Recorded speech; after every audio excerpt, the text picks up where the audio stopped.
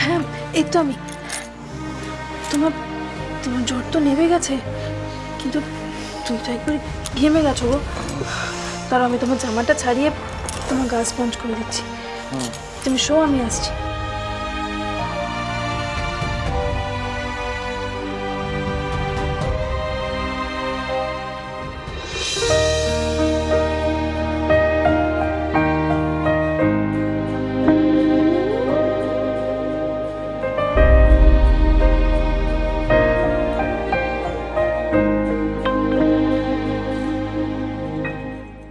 এক আকাশ আলো ছুঁয়ে চুপি চুপি আনমনে শুধু তোমাকে বলবো বলে গাইছি হারানো ষোড়শী।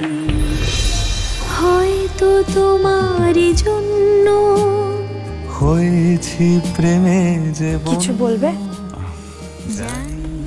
তুমি এখন কোথাও যাবে না, তুমি আমার পাশেই বসে থাকো। আমি কোথাও যাব না, এখানেই থাকবো তোমার কাছে।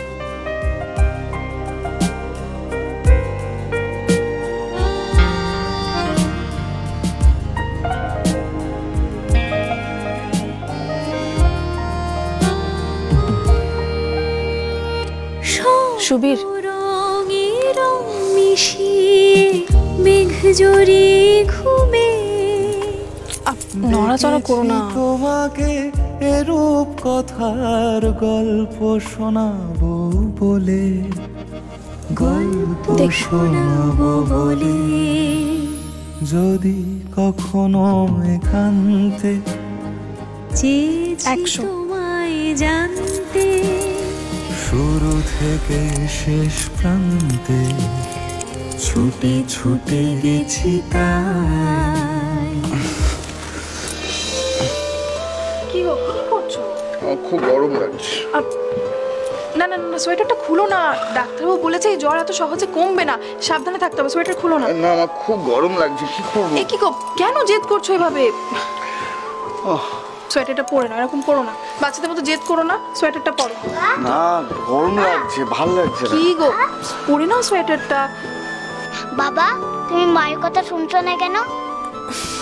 আরে না, গরম লাগছে খুব। তুমি কথা শোনো না কেন বলো তো? আমি বাবাকে ধরছি, তুমি সোয়েটারটা পরিয়ে দাও।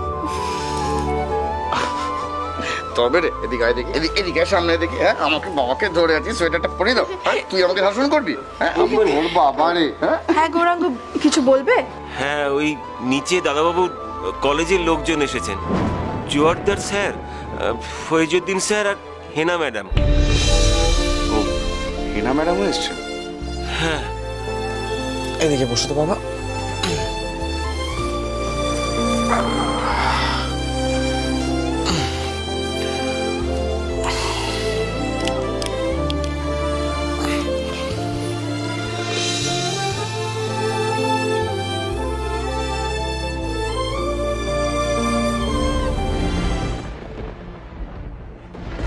পশুর 3 ভুবনের পারে, সোম থেকে শনি সন্ধে 7:30টায় আকাশ আটে।